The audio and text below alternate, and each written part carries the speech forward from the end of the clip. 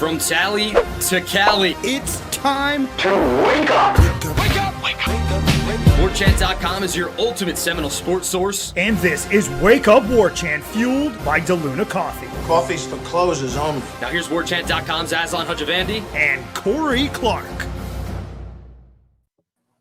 What is up, everybody? That's Corey Clark. I'm Aslan Hajavandi. This is the live edition of Wake Up Warchant, fueled by DeLuna Coffee. Go to DeLunaCoffee.com, explore their world of coffee, because go get some of the merch, get some of the gifts, get the sampler pack. Corey, you're a sampler pack kind of guy, right? You like to put your chips all over the table when you're playing roulette. Same thing with the coffee, right? I like to dabble. I don't like to commit. I like to get a taste of a many flavors. So yeah, that pack is the way to go, guys. So let's do this, everybody. Let's go to DeLunaCoffee.com. You'll be greeted by these two handsome gentlemen. That's our guy, Ed. That's his guy, Brett. Go to shop. Then you go down to gifts. And the gifts, you see these gift boxes. Look at that. 5 different coffees for only $22. And if you use the promo code WARCHANT15, you'll save 15%. Stocking stuffers, treats for yourself, coworkers. You cannot go wrong. Just like you cannot go wrong being a member of Warchant.com, the ultimate Seminole sports source. Promo code's WARCHANT30. Hit the thumbs up. You know why. We would appreciate it. It would mean a lot to us. So this week, for some of you, hopefully not that stressful, maybe, with family and everything going on, but we got you covered here on Warchant.com. Seminole headlines dropped earlier today. If you're listening to this podcast yesterday, go subscribe to that feed as well. Jeff's got you covered Wednesday, 1 to 3 o'clock live on 93.3 FM as well as YouTube. There'll be some stuff on the Seminole Headlines podcast feed for you on Thursday. I think Ira's one-on-one with Seminole Booster CEO Michael Alford. I've got it scheduled to drop on Thursday, so do check that out. We'll drop Thanksgiving treat. Treat for everyone. Yeah, and then Wake Up Warchant. We'll have part 2 of the Renegade Express for you folks on Friday.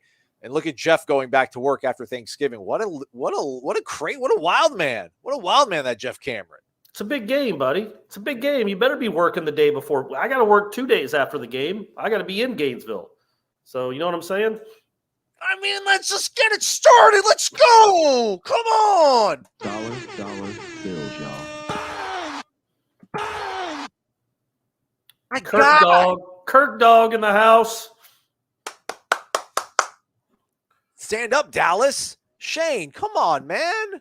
Just dropping it. $200 to start us off on this Tuesday evening.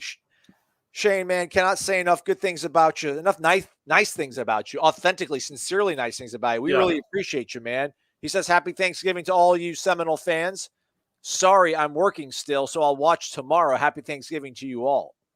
To you too, and to Michelle, and your whole families, both of your families. That's very, very nice, Shane. Thank you, buddy. Ask a question next time. You know what I mean? Ask anything. Literally, I'll tell you anything about my life. I'll tell you about the divorce. I'll tell you about, back when I was a teenager, my first kiss. You probably wouldn't want to ask about that. That'd be weird. But either way, man, I am an open book, and so is Aslan. Aslan will sing you the song he wrote for the girl in high school. All you got to do is request it. Yeah. Sadly, it was actually college. I was that pathetic, even at an older age. Yeah, that seemed more like a high school thing. I didn't know you were early college. You weren't senior, were you? Freshman year. Okay. That's you're still basically in high school then. And I'm a younger guy. Like I was always, so my birthday's in August. So you're either the oldest in your grade or you're the youngest. And my parents, I was the youngest. Okay. Well, that never mind. It's perfectly reasonable. Yeah. Let's start this off with our guy out in the villages, Wes in the villages. He says, "What's up, fellas? Aslan, love asking the Thanksgiving Day questions. Thank you for respecting my my. I might put them all together in some sort of funny little sound bite, but I didn't even get. I wanted to ask the players today, but literally, we get done interviewing Norvell. I stop. I turn around. I go to my computer and I upload Norvell. They bring Kier. And he speaks for 3 minutes. Yeah. Well, I mean, I don't want to, our beat tries, they try, but it'd be nice if I could come back in 4 minutes and then get my Thanksgiving questions. But maybe Wednesday I'll be bold enough to get some guys. All right. So I'm a turkey guy. I don't eat swine, period. So it's all turkey about me. The best turkey I've ever had was this guy in the neighborhood that my dad used to have a shop at. Mr. Charles, he would smoke turkeys like back in the late 80s. I still haven't had a fried turkey, but the smoked turkey was amazing. And I'm just really simple. I like mashed potatoes. I do have to have cranberry sauce. Sorry, everybody. I do need cranberry sauce. I like stovetop stuffing. Shout out Irish O'Fell. We will die on that hill together, my man. Oh, gosh. Heathens. And that's really it. Like, I'll take some sweet corn casserole or a green bean casserole. But I don't get too exotic with like gizzards and all that kind of stuff. My girlfriend in Mississippi brought me a plate one time from her family up in the Delta, and it had just everything. I'm like, I don't know about all this. Yeah. I'm very simple. I have a more sophisticated palate than you do, but I don't eat potatoes. So I'm just turkey and dressing, not stuffing. I'm not quite sure what the difference is, but I like dressing with my giblet gravy that doesn't have real giblets in it, thankfully, because that's pretty gross. And that's what I grew up on, and that's all. I'll eat 4 plates of that. That's all I really care about. Don't like potatoes. Don't like cranberries. Not even a huge pie guy, like sweets guy, I should say. So I'm just turkey and stuffing, turkey and dressing. And it ain't that stovetop nonsense. It's real. It's legit. I can't remember the last time I had stovetop. My mom insists on making homemade stuffing with like croutons and celery and cranberries, and she does it herself. And I have to be like, oh, this is awesome, Mom. I love it. When I just want to be like, if you just bought stovetop, you would save yourself all this time, and you would make me happier. And your son would like it more. Yeah, if you cared about your son's feelings at all. I don't say that. Guy by the name of Georgia Southern says, let's freaking go, Noles. I love hate week, 34-17. I like that prediction. Solid. Yeah. Hey, and I went to Georgia Southern for 2 years. So shout out Statesboro. They were horrible at football the 2 years I was there. Now they fire coaches if they don't get them to like 10-win season. And they just hired the USC coach. You wonder about some of those schools like a Georgia Southern or a UMass. It's like, was it really worth it going FBS? Are you making more money? Is it more notoriety for your school? Because it doesn't seem like it. I remember Georgia Southern back in the days when they were winning all those championships. Furman too. And it's like, I can't remember. It's Furman. Yeah, Furman's a FBS. Yeah, no, they're FCS. Oh, they are. Okay. It's like, man, I just feel like they were you talked and cared a lot more about Georgia Southern when they were winning championships at a lower level than being 5-7 at a higher level. Briley, Miami media, Kane Sport actually reported that Miami is most likely going to ride it out with Manny. Manny gets another year. Lashley may be on his way to SMU. How long before Hurricane fans lose their darn minds? Yeah, that's hate to see it. I get it, because if you weren't going to fire him after what was the bad? Like, I guess the North Carolina loss. Maybe I'm trying to think of their really bad loss. They're going to finish the season winning 5 of 6, right, or 6 of 7, because they're going to beat Duke. I mean, there are high school teams that could beat that Duke team this year. And that kid's going to throw for 500 yards. So they're going to beat Duke to end the season. And that's at least 5 of 6, maybe 6 of 7. And their 2 losses were 45-42 to North Carolina, their last 2 losses, and then the loss to 4th and 14. So, Miami fans, I'm sure, want their team to win. But how do you fire a guy if he's won 5 of his last 6 and he looks to have found a quarterback? You get Mario Cristobal, and then you fire him. But you can't, so you're probably going to ride out Manny. All right, you got Manny Diaz. Hey, he's a great coach. I'd sign him just like Penn State did. Franklin, maybe sign Manny to a 10-year extension, 10-year contract. Get Down or Lay Down says, if my wife and I have another child, I'm going to name them Corey if it's a boy, Corey, C-O-R-I if it's a girl. Go Noles. I love the spelling of the first one. I actually, in 7th grade, I had a crush on a girl named Corey. And I think she kind of liked me too, but our ships never met in the night. Well, you wouldn't. That'd be a shipwreck. Our paths never crossed, whatever the analogy is. But yeah, I always thought it would have been cool to date a girl named Corey. Not that it's a girl's name. It's as masculine a name as you can have, like Corey Simon. Yeah. Actually, I went on a couple dates with a girl last year. Was it last year? Or was it earlier this year? Or her name was Corey. Oh, that's weird. Yeah. Then I'm just like, it was going to be weird. It'd be like, what if I was dating Aslan? Right. Well, that'd be weird. That's weird. That would be really bizarre. Yeah. Again, Shane, thanks so much, man. I feel like we should have, this quarter hour should be sponsored by Shane Kirkley and Kirkley Enterprises, whatever your enterprise wants to be. Rob Rathbun not far behind, bringing and showing us some love. Rob, you're the greatest, man. Pillar of all time, one of the pillars. Get his name up there. Thank you, Rob Rathbun, with your $50 tip to us on this Thanksgiving. It's going to help defray the cost of this backsplash that I've gotten finally installed in the house. Looks nice, Corey. It's really classic. Can't wait for you and Steph to come over and check it out. Can't wait to be invited. Yeah. Let's see here. Thank you, Rob. Thank you very much, bud. Yeah, Rob, you're great, man. Hope you're feeling well, man. Hope you're gonna have a really happy Thanksgiving. Hopefully, lots of family can come and hang out with you. I'm sure last year threw a wrench in everybody's plans last year. Obviously, Yeah. Hopefully, health is on the rise, and you can get around some family at this time of year, man, for sure. Doug Sontag. Okay, so what do I got to do to meet both of you? I came from Melbourne, drove up and back the same day, a la Corey Clark travel. LOL. Our guy Corey's a nut with his driving. For the Miami game. By the way, great post-show, Corey. Your article was great. Thank you, Doug. I appreciate that, buddy. We'll be in Gainesville. We'll be in Gainesville, Doug. We'll be at the game, but we'll probably get there and go right in, and then we have to stay at least a couple hours after the game to write and do our post-game stuff, and so it's hard. The best time to meet us, honestly, it's hard to do it the day of a game. It's Friday night. Corner pocket. Aslan's bellied up to the bar. I'm usually shooting pool, but we're at corner pocket before a home game. That's usually the best time to meet us, or at a bowl game. If they go to a bowl game, I'm calling it now. I'm saying it now. Warchant is going to have a get together, either the night before, the bowl game, wherever the bowl game happens to be. Hopefully the Gasparilla Bowl. Maybe one day we'll make it to the Cure Bowl. I think that's one of the bowls that's out in Dallas. Shane was asking, when are you and Stephanie and myself going to come to Dallas? Yeah, probably for that bowl. Whatever bowl you just said was. Yeah, probably. I do like to go. I've never been to Austin. I think I want to do that this spring, is take a trip to Austin. And I don't think Austin can be too far from Dallas. So like I told Shane, I think we might mosey over to Dallas for a day or two. Yeah. Shane, we can meet you halfway in New Orleans, week 2 next season, buddy. And he's already there. He's already booked the room, just like I have. Yeah. I'm going to be at Harris, by the way, in New Orleans for 1-0 Florida State versus LSU. So if anybody's wanting to know, where they can see Corey in, well, why would you? But if you're in New Orleans and want to know where I am, I will be at the Harris Casino for much of that trip. Very nice. Kara Palalis, happy Thanksgiving. Happy Thanksgiving to you and yours, Carol. She says, I believe Jordan Travis threw to 10 different receivers in the Boston College game. That is correct. That's Carol. crazy. Right. So what do you think is the percentage of the passing to run game for him with the Gators? Go Seminoles, beat the Gators.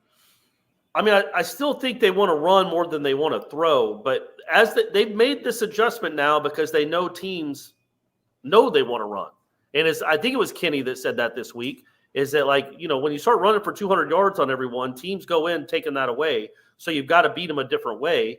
And so far they've done a pretty good job. Like I said, I thought they should have 35-ish points against Boston College, maybe even more, without some stuff that happened that we won't get into again, unless one of you guys wants to talk about it. But I thought the offense overall was pretty good in that game, and I thought Jordan Travis looked like he's looking like this is what he can do. This is what he is. You give him time, you rush 3 or 4, you give him time to find a receiver, he's going to find a receiver. I wonder how much of, Carol's question is almost like, what's the percentage of play calls, or what's going to be the success? They could go, 60-40 run, but will they have more passing yards than running yards? They can still be a run first team, man.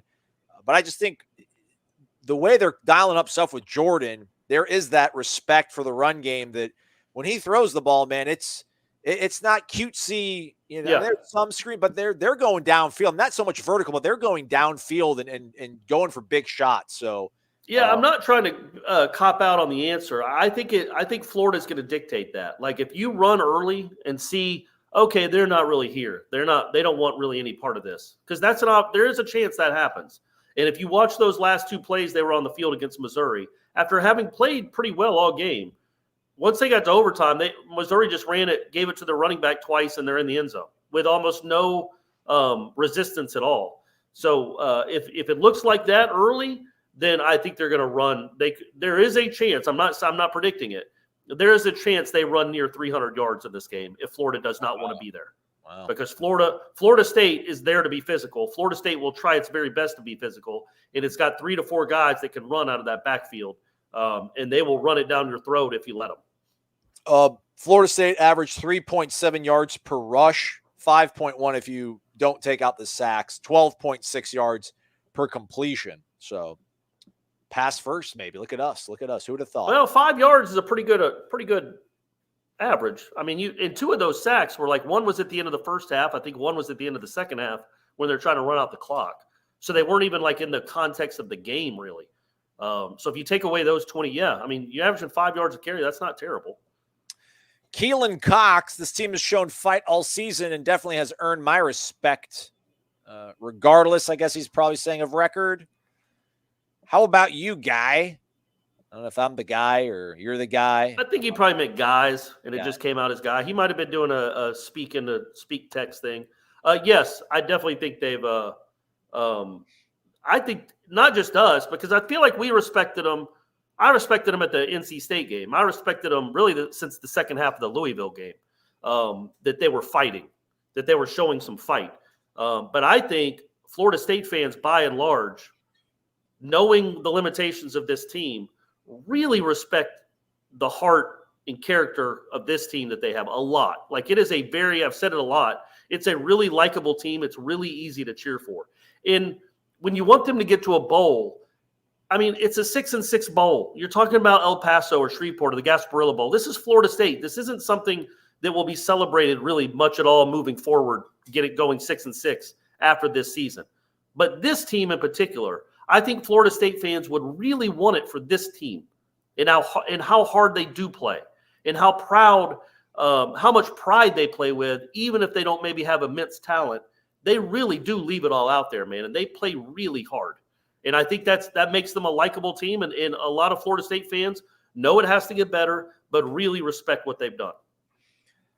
You know, in hindsight, the Louisville game really was amazing. When you just think about how bad they looked in the first half and how tight that game got in the second half, and you actually had a chance to win it, and they didn't flinch. I mean, that game really did kind of speak volumes to just how hard they'll play. You know, I've obviously been more critical about the program and the direction than Corey has been on this show. You know, I don't know if I'm ready to say this is a championship caliber coaching staff, but I think we can all agree that worst case scenario that we were all thinking, we've gone past that. So, which again, listen, man, I know it's Florida State, but it's not as easy as just showing up here and rolling the ball out and putting those helmets on and winning football games.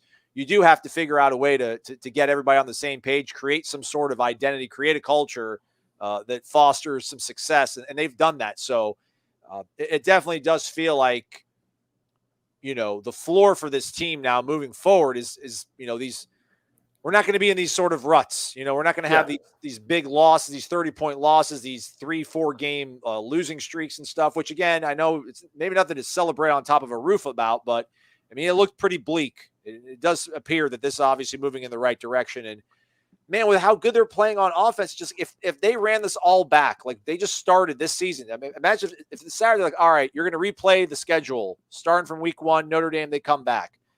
I mean, they're 8-2, maybe. They're maybe 9-1 if they're playing this good. I don't know how many teams they've played have gotten that significantly better the way that Florida State has.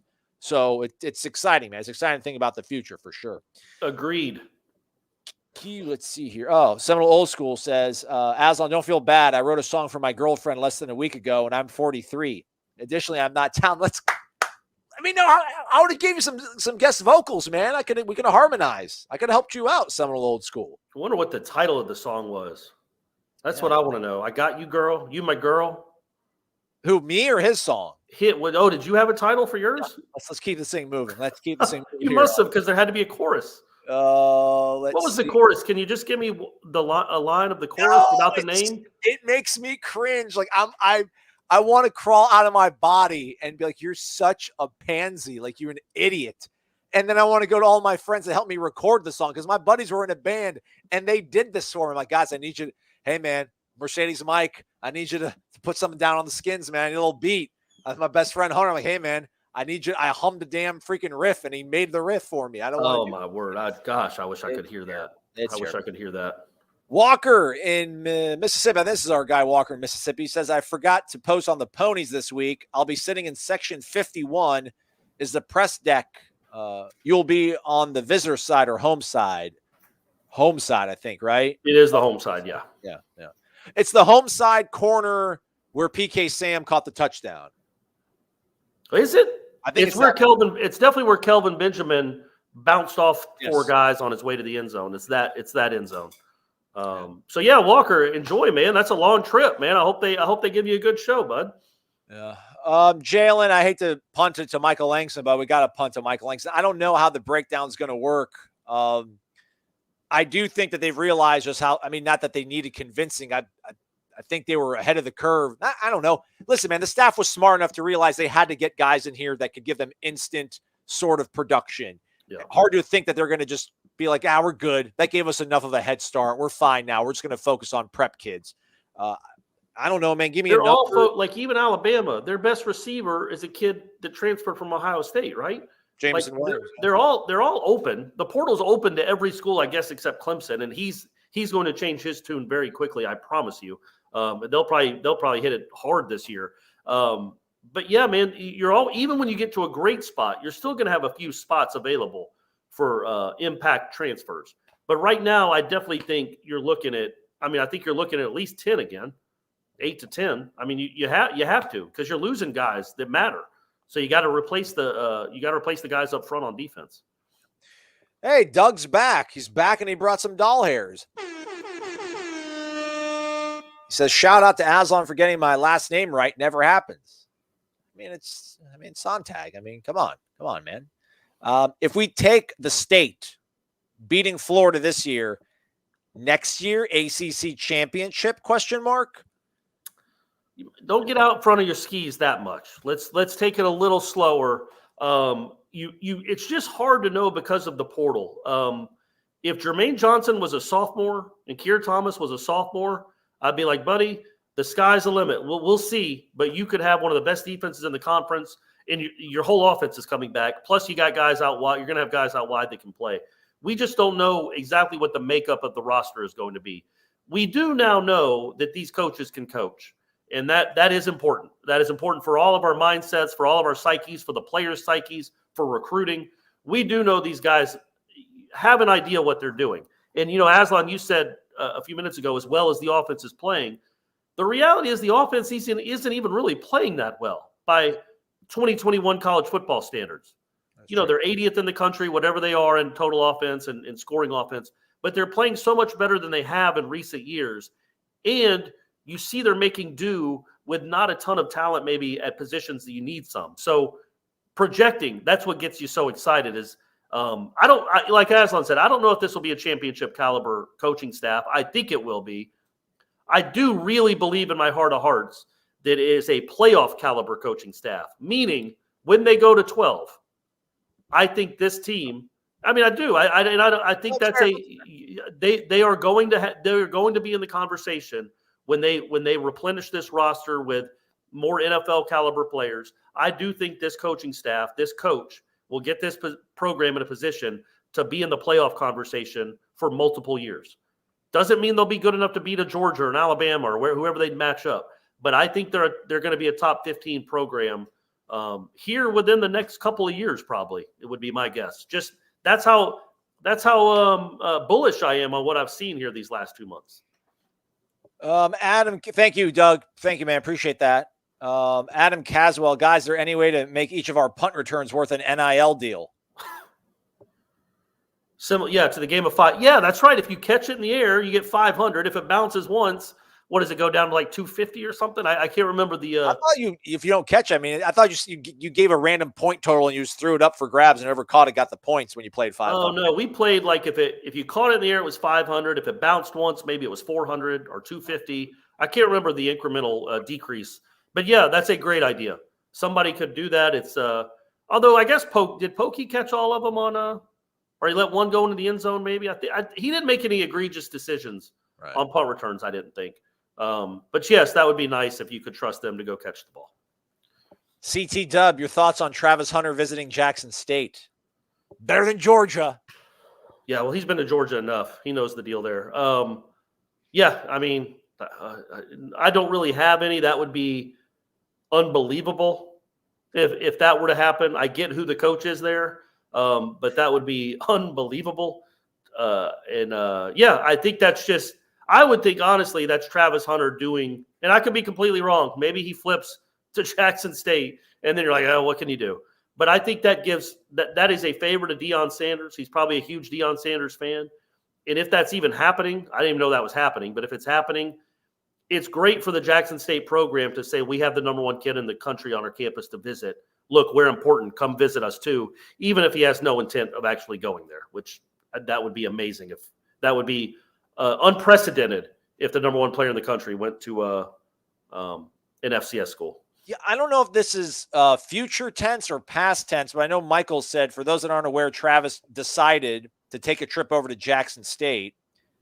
I mean, I'm pretty sure that their game last week was their season finale. They usually play Alcorn, Soul Bowl, final game, and it was nuts. I mean, my social media, because I still follow a lot of people in Mississippi, a lot of people were at that game and tweeting photos, and even like Barstool was out at that game. It's an incredible, incredible atmosphere. So I don't know if he's going like this weekend, that would be weird. But if he was there and if he decided to go to Jackson State as he went last week, apparently, I don't blame him. That's a fun time. That's a really fun time. It's very appealing to the senses. And look, wouldn't you rather him you'd rather him visit Jackson State than Ohio State? Yes. Or Alabama. Although at this point, Travis, come on, man, just go ahead. Go ahead and send the fax in. And they could just have it wait. Can you do that? Can you send the fax in right now and just it doesn't count until December 15th or whatever? I don't know. Adam Caswell's here, and he brought $20 with him. Adam, man. Thank you, man. I'm going to scroll down here real quick, see if he decided to ask a question or if he's just Thank you, Adam. Thank you very much, buddy. That's very nice. Adam, you did it, man. It's all right. We're going to be here for another 40 minutes or so, maybe a little bit less. Oh man, we got a lot of questions pouring in here, man. Let's pick up the pace on Figure It Out. I didn't mean to hit that, but there's Jay from Daytona.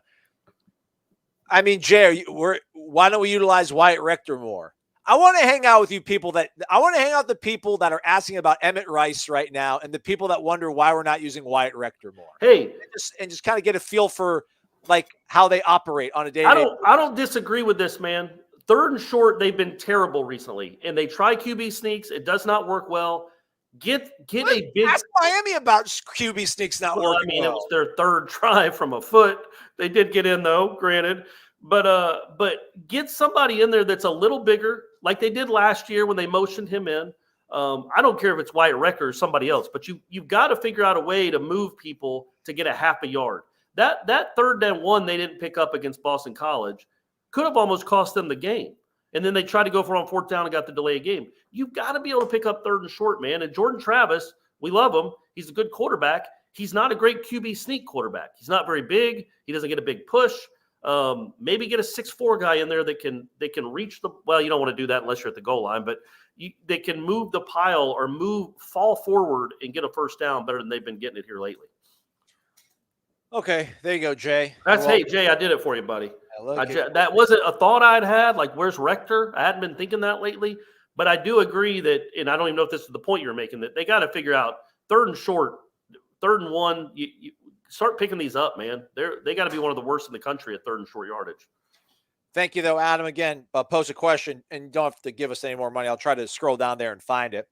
And there, been looking for this guy. Boom! This guy, here he is. Here he is. Oh, God, I'll figure it out.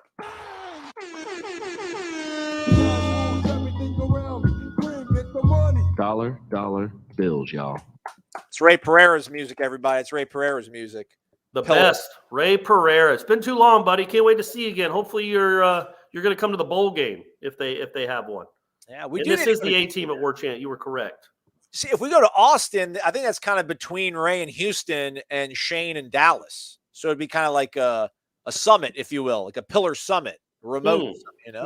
Nice. And we'll pay for dinner. Absolutely. Thank you, Ray. Ray drops $100 in the jar for us and asks us stuffing, baked inside the turkey or separately outside? Don't answer correct. LOL. Happy Thanksgiving to the A team at Warchant. My mom makes the stuffing separately. Yeah, we don't. Yeah, I don't think I've ever had it from inside the turkey, so I don't really know the difference in taste, if there's a taste at all. Like, I'm all about stuffing something in a turkey, pulling it out and eating it. I'm cool with that. It's not like it grosses me out or anything. I'm just saying, I don't that's a clip. You could put that on Twitter later. But I don't have anything against it. I just don't think I've ever had stuffing from actually inside the turkey before. Okay. Yeah. What about great you, Ray? question, Ray. Keep that up, buddy. We love you, big man. Ray, you're a stovetop guy, right? Let me know in the comments. Yeah, sure. He's got too sophisticated a palate to be stovetop. Thank you, Ray. Happy Thanksgiving to you too, buddy. Hey, I was going to say, there's been a bunch of questions about it. Apparently, we don't know about Emory Jones. I can't confirm it. It's very, very dubious tweets. There's nothing of significance I haven't been able to see. Well, so the speculation is that he got hurt in practice and he's not going to play. He might have torn something. It doesn't really matter what he did. But if he's out, then yes, Richardson will start. And is that good for Florida State or bad for Florida State? I think Richardson is the more talented kid. I think that was obvious. He's bigger, better arm, faster. It's not like he tore it up though in the games he played. I think he's got 5 picks and 5 touchdowns against Georgia. He didn't run that's Georgia. I get it. He wasn't like a weapon with his legs all that much. And he hasn't played in a month. So he'll be rusty and he'll be facing a good defense. I think he's a pretty sensational athlete. So you got to worry about that. But Emory Jones had run for over 600 yards this year. So he was a guy that could run. He was a guy that was a threat with his legs too. I don't know. Who knows if he could have a Van Dyke performance where he comes off the bench as an incredible, and that would just be horrible luck if Emory Jones isn't playing. But I think you figured you were going to see Richardson some anyway. Maybe now you just see him for the whole game.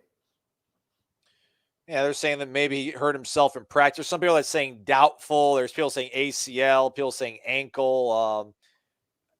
There's smoke. I don't know exactly where the embers are, though. But, we'll keep an eye on it. Maybe we'll figure it all out together here as we continue our show here. Wake Up Warchant, fueled by DeLuna Coffee. Hit that thumbs up button, everybody. That would be super cool.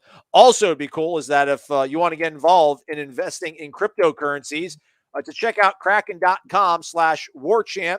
Over at Kraken, you can start with as little as $10 in getting invested in cryptocurrencies. And as Corey's, are you scanning, Corey? I can see you scanning your computer. I like it, man. You're checking everything out, trying to get on top of the. No, I was just looking at myself. That's even better. Yeah. But you can trade over 50 different cryptos, including Bitcoin, Dogecoin, and Ethereum, all from the palm of your hand with your mobile device or on your computer. Again, go to kraken.com/warchant, KRAKEN.com, or go to the App Store to get it on your phone and find out why for over 10 years, Kraken has been rated one of the best places to buy and invest cryptocurrencies. Moving things along here. Look at this guy. Eric Angel. Come on, man.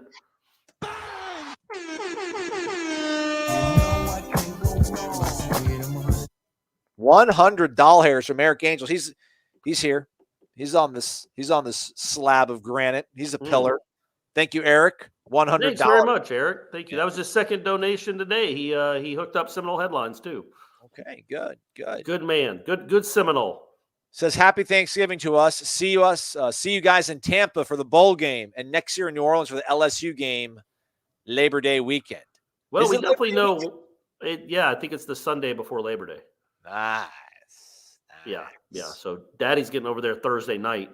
It's going to be a good long weekend in New Orleans, and I'm going to need to detox on Monday.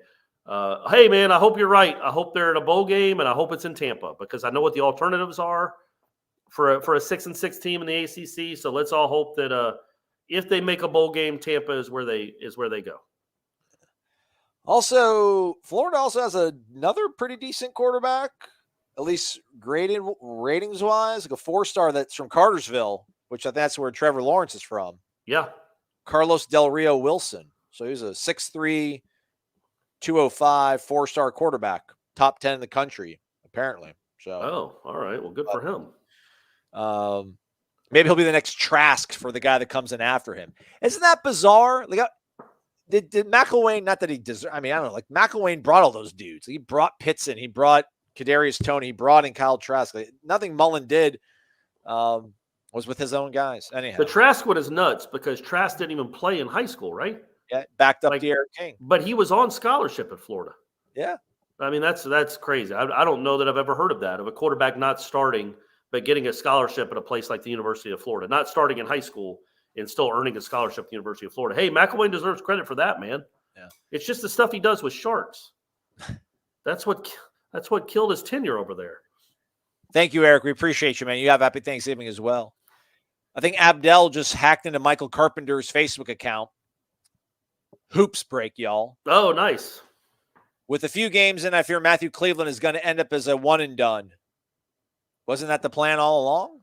Well, you didn't know. I mean, Patrick Williams wasn't an automatic one and done. He was outside the top 25. He wasn't Scotty Barnes. But yes, Cleveland's got some real stuff to him. He's impressive athlete. He's much more impressive athletically than I thought he was. Like he's quick, he's big, he gets to any spot he wants on the floor, he rebounds. I didn't know he was quite that. So yeah, hey, good work, Leonard. Good work. Football wise, how do you think we will be once Kier and Jermaine are gone? I bet we're portaling again. I like that that's a verb, to portal. And absolutely, they will portal again. They have to. They will get one or two. They have to. And like Papucha said on Monday night, like they got something to sell now. You know, they can sell these kids in the portal or these high school kids, like maybe the son of a Florida State Hall of Famer that happens to play defensive end. Like, look, our defense features defensive ends. If you can play, you're going to produce at a high level. Look what these guys did in just 1 year. So that's what they can sell. It should certainly help. I did see Aslan. I can't remember who it was. I'm not going to even look it up. But there was some dude that hit the portal today from an FCS school, and I can't remember the name. I'm not trying to be dismissive. I can't remember the name of the school. But he has I think he had 29 career sacks and 40 tackles for loss in his career. He's a defensive end, and he's from originally from Florida. So just throwing that out there. Maybe they get themselves a big-time FCS defensive end. No, if Georgia has any more they want to, send out to other schools, I think maybe you go to that pipeline first. Somebody was saying that Bruce Feldman's got us playing FAU in the Gasparilla Bowl. Man, how about that? How about that? Awesome. That would be awesome. I wonder. That'd be good. That would make that watchable at least. Like that would give it some national intrigue. I mean, we'd watch it anyway. We'd be there, but it'd give it some national intrigue. Debo Samuel fan, who do you hope will take the biggest jump from freshman to sophomore season? He says Malik McClain is his hope. That'd be nice. I'd like that a lot. Yeah, is there even another answer? Because Cooper and Noles are both pretty good. McClain seems like more of untapped potential.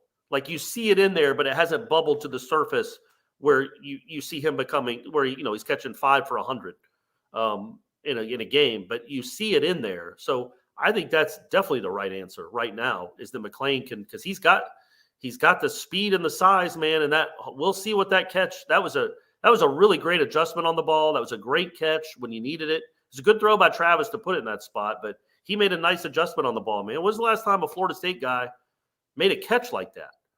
That was a really impressive catch by him. Practice today, you should have seen it, man. It was a beautiful thing. Was it McClain? Yeah.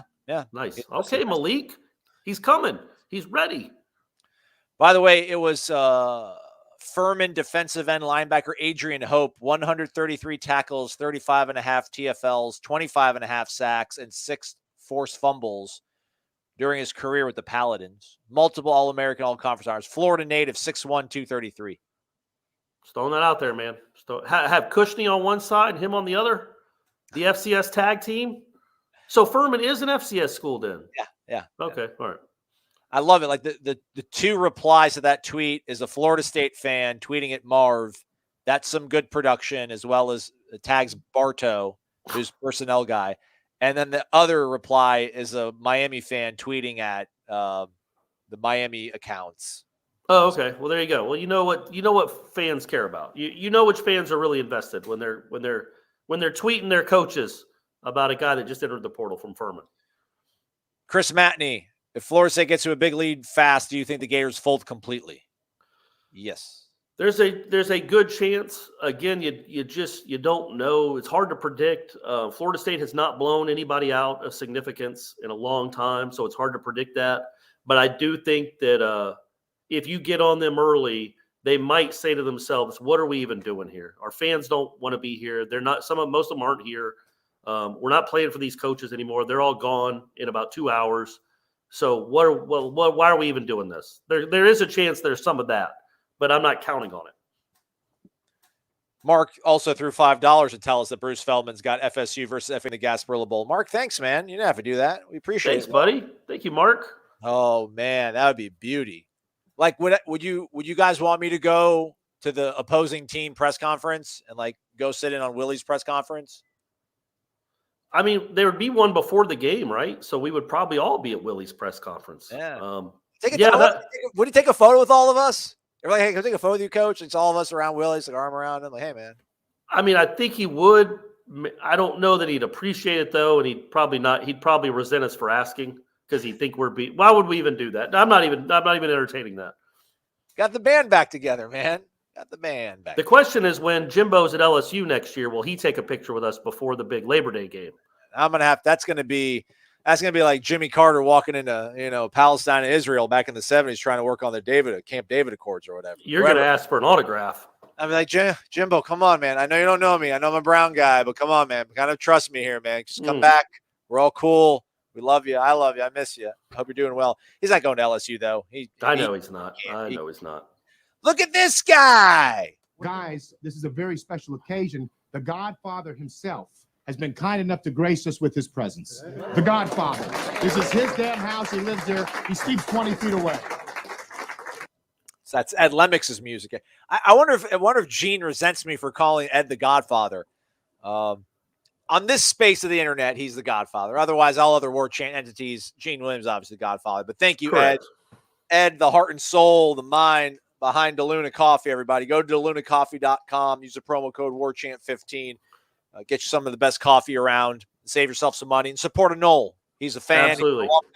He's a booster. He's all of it. He's all good family, good stock over there. Hey, and I can't wait to see you in New Orleans, man. I hope you come over for at least the spring game in April so we can hang out again, buddy. Yeah, so Ed says, go Noles, beat the Swamp Lizards. Courtney and I will be in New Orleans next September, maybe the bowl game if it's not too far away. So I wonder if they'd rather it be in Shreveport. Wouldn't that be closer to Pensacola than Tampa? No, man, dude, Shreveport no, I don't think so, man. Shreveport's like northeast. Yeah, I remember. It's a beautiful part of the world.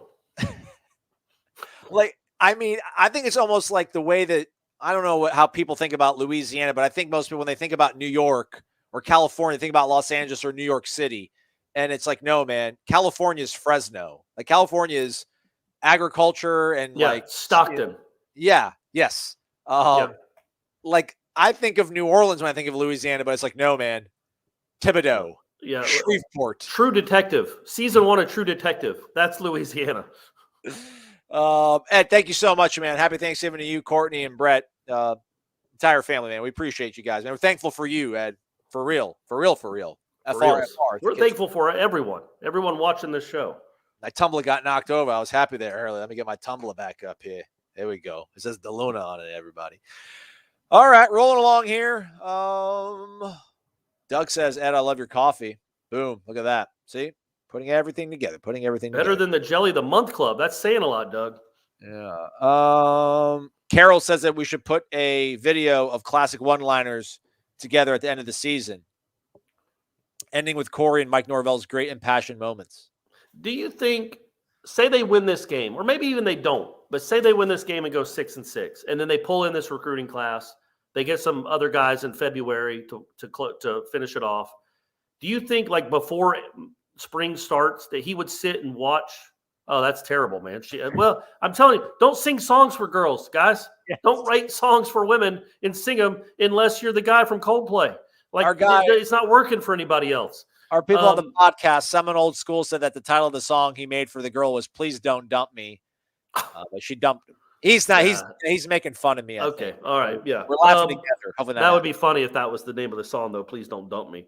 But what if Norvell and I had like a reaction video to the two of us watching that exchange, and we talked about what was going through each of our heads as we go through that 4-minute soliloquy? I think people would like that, and you could put the cool graphic on it. You or Tom, like Clark and Norvell breakdown rant, and it's us watching it, a reaction video to that, and him explaining what he was thinking, me explaining what I was thinking, and just the eye contact that we had. I think he'd do that. He's media friendly. Or I guess maybe we can get some sort of like cognitive psychologist to break it down and be like, "Ooh, you can see his eyebrow raises." Yeah, that means he's really upset with you right now. He's really angered by that question. Kyle asks, if someone predicted an 0-4 start with a 6-2 finish that included wins over Miami and Florida in July, what would have been your reaction? Plus, one of the two losses is a game you led at Clemson with 3 minutes left. Yeah, I would have been like, get out of my face. There's no way they're losing to Jacksonville State. That ain't happening. That can't happen. No, I would have. It's a great point because there's no way. That's why it's so hard in July. Heck, it's hard in September once you've seen the team to know what it's going to look like at the end of the year. But you really have no idea how any of this stuff plays out. That would be, that's an incredible when you think about it that way. To start out 0-4 and to finish 6-2 in July, if somebody had told me that, I'd be like, there's no chance. There's no chance that's happening. Listen, man, if you win 6 games in a year, it's a bummer. But when you beat Miami and Florida in the same year, it's not a bummer. So it's not a bummer when you start 0-4. Well, you know what I mean? Listen, if they finished 8-4, and if they would have beat Jacksonville State and they would have beat Louisville, how much better do we really feel? Like at the end of it all, like obviously we wouldn't have felt as bad as we did losing to Jacksonville State or experiencing the Louisville game. But like, does there? I think it's because we're looking at it in hindsight now, knowing okay, they're going to finish 5-7, 6-6, which is kind of what we thought they were. But when you think about where you were in the moment after like say the Wake Forest game or the second half, the halftime of Louisville, you're like, we're covering the worst program in the country.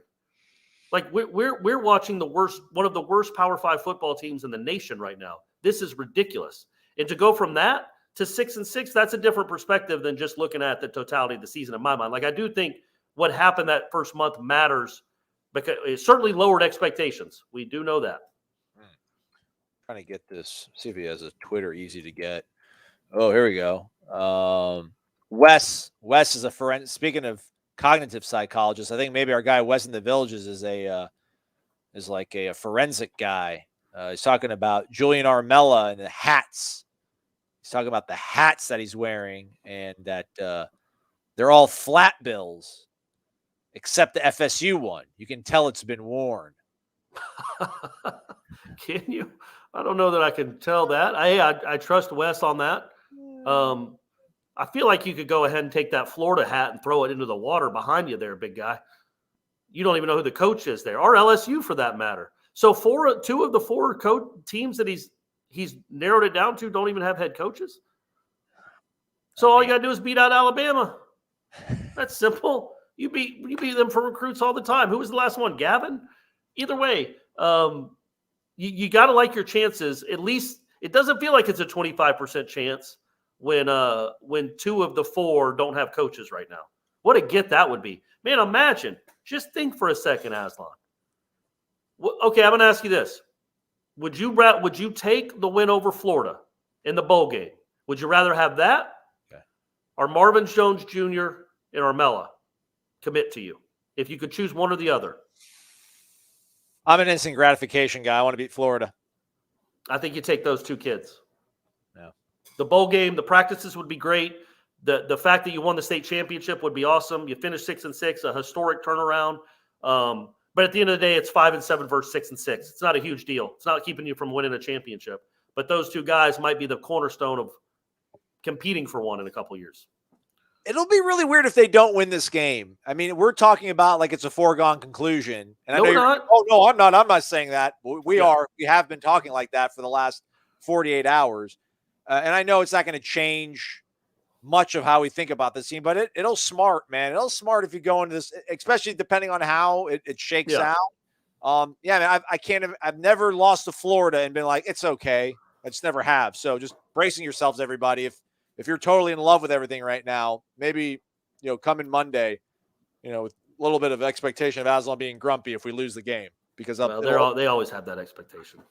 Jimbo Jangles, he's a member and he just dropped 50 on us. Happy Thanksgiving, Jimbo. Jimbo Jangles, man. I think this is his first time throwing some tips our way. We appreciate that. Thank you very much. You're a valued subscriber of warchant.com. That's enough for us, but that's even more, which is, sometimes better. Thank you very much, Jimbo, for real. Thank you. Is there any chance Jermaine pulls a Dalvin and plays in the bowl after we hammer Florida? I mean, I'd say 8 to 10%. Yeah. I mean, you can't it'd be awesome. He seems like the type of kid that would. He still bought in when they were 0-4, and he was watching his former teammates race the number 1 in the country, and he's played his butt off all season. Been one of the more likable one-year players of all time. But man, he has done enough. You have done enough, Jermaine. It is good. It's free. You're free to go. If you get a win at Florida, even if you don't, it doesn't matter if they hammer UF or lose. You have done enough where you do not need to put yourself in any risk at all to play Willie Taggart's team in Tampa in something called the Gasparilla Bowl, which is apparently a pirate celebration in Tampa. I'd be cool if you did. I would be very surprised, and I would certainly advise him not to. Kier might be a different story because we don't know. I don't know what his draft prognosis is, if he's a second-day guy or a third-day guy or what NFL teams think of him. But Jermaine has a chance to be a first-day guy, certainly a second-day guy, and I don't know that you want to risk that to play. But he might. It'd be cool if he did. It'd say a lot about him as a person for sure. The problem about reading all the thank you again, Jimbo Jangles, for the question and the tip. Like I kind of comb through the comments on YouTube a few times a week. And I try to keep score in my head of like who talks smack and who doesn't. And I feel like this name, I don't know. Like, and that's the thing. Like I rarely remember if they said something bad or something good. I'm just like, I know that name. So I can't delineate. But if I remember your name, it's because you either said something nice about us or you said something really mean about me. So I don't know if Reliable Resellers did one or the other, but you get your question on the screen because it's a pretty good question, I think.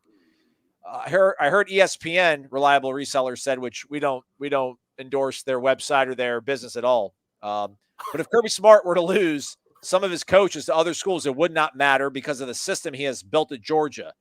Do you guys see Norvell building a similar system here? Now, okay, maybe I don't like the way that's phrased. If I could maybe word or I get what he's saying.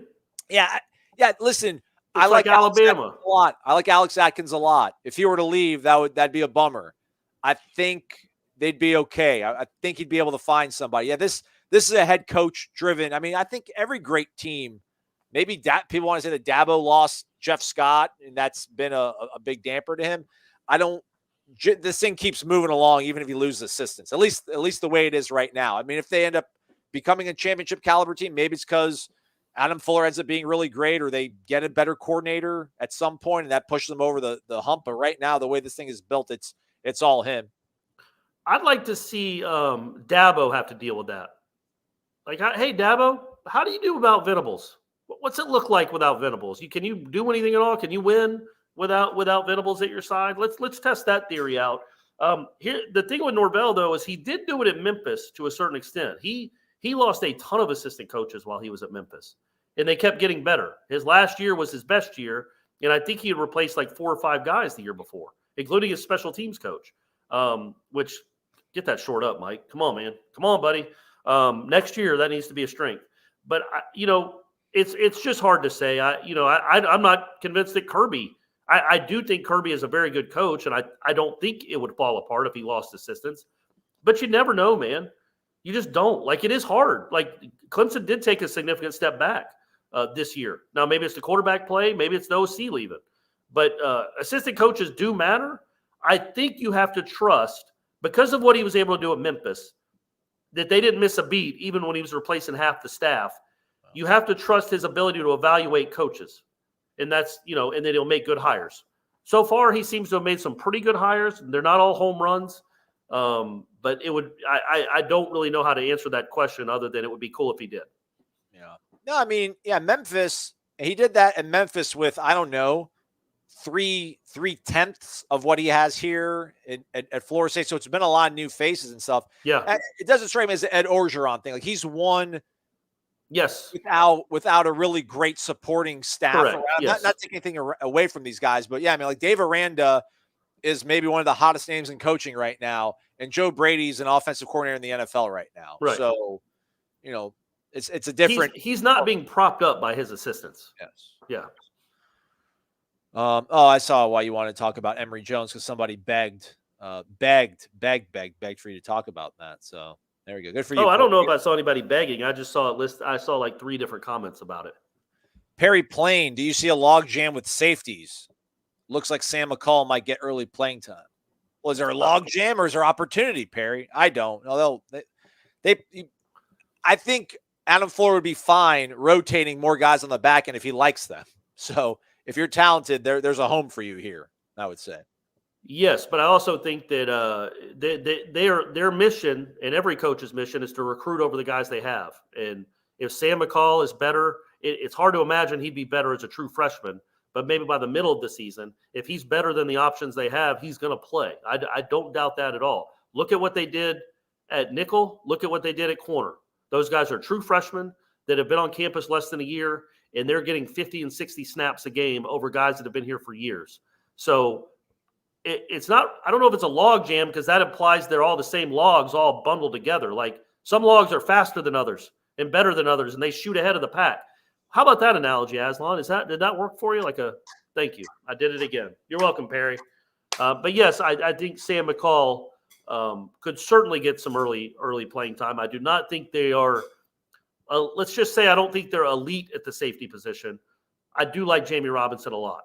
I don't think Sam McCall is playing over him at all. The other safety spot, which is I'm sure where they would think about putting him, even though Akeem Dent's made strides and is a better player, I still think there's PT to be had maybe on that side. Yeah, and if Jamie Robinson continues to grow, he could be gone after next season too. So yeah, I like that guy, man. I like that guy a lot. He's been a big deal. Not as big as 11-4, but he's been the third most important player on that defense, and it's not close to number 4. My man, Ray Pereira. I am definitely a stovetop guy. I bake it inside the turkey. Well, try it. I want to. I'll take some stovetop with some turkey juice on it. See what it tastes like. See if it's a difference. If it's a game changer. See, I never even heard it referred to as dressing until I moved to Mississippi. But Doug says it's stuffing when it's put in the inside of the bird. It's called dressing if it's outside. So stovetop should definitely be called dressing because how many people that make stovetop are stuffing it inside anything other than their mouths? Well, hey, this guy, this really important gentleman in our he's the one. Ray. Yeah, Ray. I think he's in the minority there of people. What people usually do with stovetop. Yeah, man. I'm sorry. I mean, we're literally like 20 minutes behind these questions. So people are like, why are you still talking about Thanksgiving stuff? I'm trying to scroll through here. Taborius Speed, is that really your name? Show me your W-2 or your birth certificate. That's please. a great name. Both of them. Love the show. The season really was okay, I guess. Do y'all think we will be better next season? Yes, I think they're climbing. I think you're looking at I don't know. I do think they'll be better because I think the guts and the bones of this team are so much better than they were. I think the basement is lower, right? The floor is lower going into next season. Oh, the floor is higher. That's what I meant. Sorry, the floor is higher. I don't know how much higher the ceiling will be. It's probably still at best 8 or 9 wins at the absolute best. How can you say that, Corey? If they're going to be 7-6 if they win out, and they lost to an FCS team, which is unfathomable to happen again, and then everything else was a one-possession game with the exception, I think, Wake. Well, they're all one-possession games, though. You've won more than you've lost now. Like, that could flip next year. And maybe you go 2-3 in one-possession games, and your record is a little bit worse. I don't think they're to the point where you can count on 20 and 30-point wins. I think every game next year will probably come down to the fourth quarter, too, and you're going to lose some of those just because that's sports and that's life. Well said. All right. Gator Kirk asks, how devastated will the fan base be if we don't make a bowl? And then Ray said, I'll take a bowl game in Afghanistan right now. So I know, Corey, you laugh and scoff at this. It's cool to still have another game, man. Like I know bowl season, we're used to competing for championships. We want to be competing for championships, but it's still cool when there's like that 2 or 3 weeks in December and you still have a team that you can kind of follow and check out practices. And oh, absolutely. I think it'd be great. I don't know. Devastation just seems like a strong emotion to have when you're talking about 5-7 and 6-6. To me, devastation is the 97 game where if you beat Florida, you're playing for the national championship and you lose in the last 2 minutes because of Fred Taylor and Jaquez Green. Like, that's devastation. This is just kind of a bummer. And it would be a bummer because but only not because of, I wouldn't feel bad for the fans. I feel bad for that team that is clearly fighting its rear end off to get to a bowl, and that it would go down in history. It'd be the third team ever in the history of college football to start a season 0-4 and finish 6-6. It's just unheard of to do that. So that would be really neat for them to kind of etch their mark. It's not, it's not winning 29 straight games, but it'd be cool for this team to accomplish something like that. But I don't know that devastation is the word if it doesn't happen.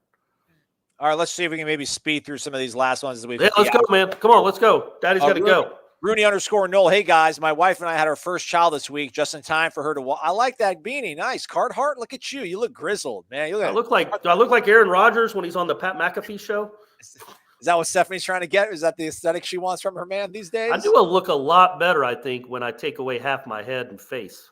There you go. I don't know what that says about me, but sure. Congrats to Rooney_Noel. Congrats for the kiddo. And yeah. Oh, nice. Congrats, buddy. Happy Thanksgiving. Yeah, their first rotation on this big blue ball should be with the victory over Florida State. That's absolutely. Preston Fondren. Hey guys, BRNOL1. I've been a subscriber since Warchant began, back when they sent out VHS tapes. LOL. That means laughing out loud. Anyways, one quick question: is it a possibility that Travis Jay goes a wide receiver next year? I don't want to be rude, but like, what's more likely? He plays wide receiver, or he's at another school next year? That's not Preston. That's Aslan saying that. I think we can, like, during bowl, maybe if they make a bowl game during bowl prep, we'll see what they're doing with Travis, and I'll ask me, hey man, is the plan for him to still compete at defensive back, or is he somebody that can maybe help out elsewhere on your roster? I promise I'll ask that, Preston. I mean, he's been here 3 years and now he's not playing at all. So I would not be surprised if he's not on defense next year. I would also not be surprised if he's not on campus next year. I think both of those are realistic possibilities. If I'm Florida State and he comes back, I would give him I would say, you're going to the other side of the ball. We're going to see what we have in you. Okay. Very well. Oh, look at that. You were going speed round. I appreciate that. Good stuff, Corey. We're trying to get through all this sort of stuff. Somebody asked us a recruiting question about Kaniah Charlton being a steal of a low 3-star. I agree. I like Kaniah Charlton. Big guy. He's like a refrigerator. Is he a legacy? I don't. They had a Kaniah Charlton that played here back in the Dynasty days. I didn't know if that was his kid or not. Yeah, I'm unsure. Ray wants me to ask Norvell if he ate turkey or gator. I need to ask him tomorrow, turkey or ham. And if they beat Florida, I'd be like, Coach, was it turkey or gator tail on Thursday? Am I good? Too good. Too good. Our guy Samurai Noel over in Japan. Go Noles, beat Florida, just getting going on this side of the pond. Thanks for all your hard work, guys. Come on. Thanks, buddy. We appreciate it, man. Oh, hard work. Now that we are going to a bowl, assuming we beat the Lizards, Debo Samuel fan asks, we should be able to raise our standards to normal Seminole expectations. Okay, what is the projected record next year? 9-3. There you go. I'll stick with that. Ask me after the LSU game. Haven't even looked. Better idea.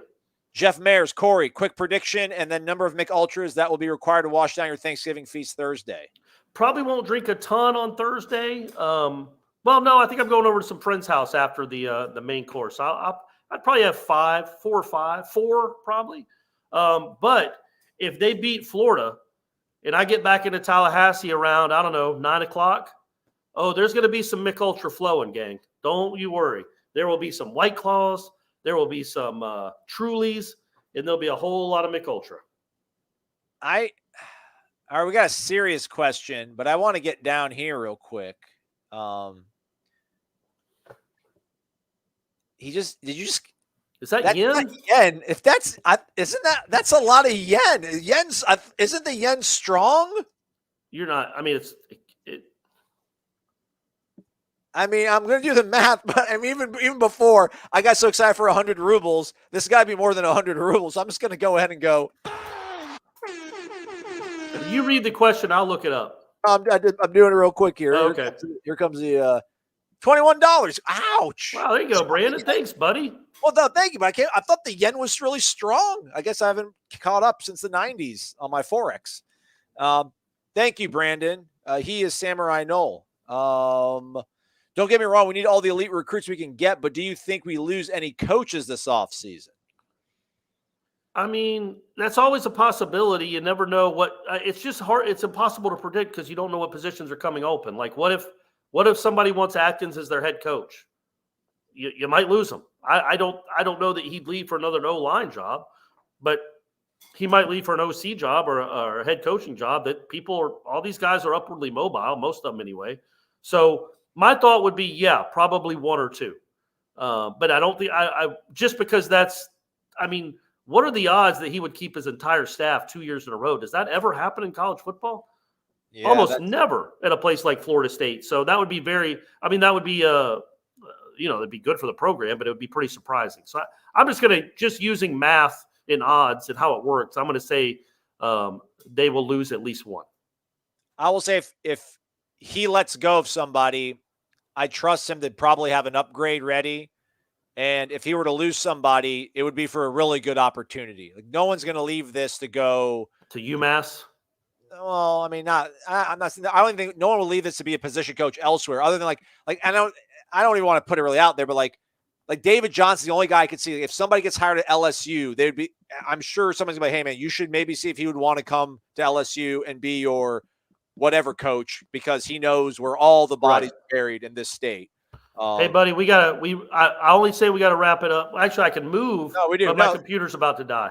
The last serious question, it comes from Redbeard. He just wants to know why is Dillingham adjustments on offense second half, moving the ball score, why is it so hard? They did all. It's a fair question because they didn't do great against Miami until that last drive. They didn't do anything against Boston College after the first drive of the second half. But I just thought the Boston College game was more about just weird things that happened. Man, they moved the ball. They had a couple bad penalties. They had the 4th and 1 they didn't go for. I think that's something that he's not. I would not say he's great at it though. I think that's a fair criticism. The second half offense has not been incredibly impressive. So that has to be something that changes. But I think those game plans going into games are really good. For the most part, I think his game plans are really good. It's when the defense adjusts to his game plan, he and Norvell got to be better about adjusting to the adjustment. And when that happens is when this offense will get even better. But I think that's a fair question. I don't know why it's so hard. I'm not saying it's impossible for him, but yeah, he hasn't bathed himself in glory with some of these second half performances. All right. Thank you to everybody for being here. Hit the thumbs up on your way out. Thank you to Brandon. Thank you to Jimbo Jangles, Ed, Mark Linder, Eric Angel, Ray Pereira, Adam Caswell, Doug Sontag, Rob Rathbun, Shane Kirkley. Thank you all for watching. Get the thumbs up on your way out. Look at Corey looking all great. Go have fun doing whatever you're going to do. Happy Thanksgiving to everybody. Don't forget Jeff Cameron Show 1 to 3 o'clock on Wednesday and Friday. And there will be a Wake Up Warchant for you folks on Friday. So go have a great one. Corey, wave goodbye for all of us. Peace out, guys. Love everyone. Happy Thanksgiving.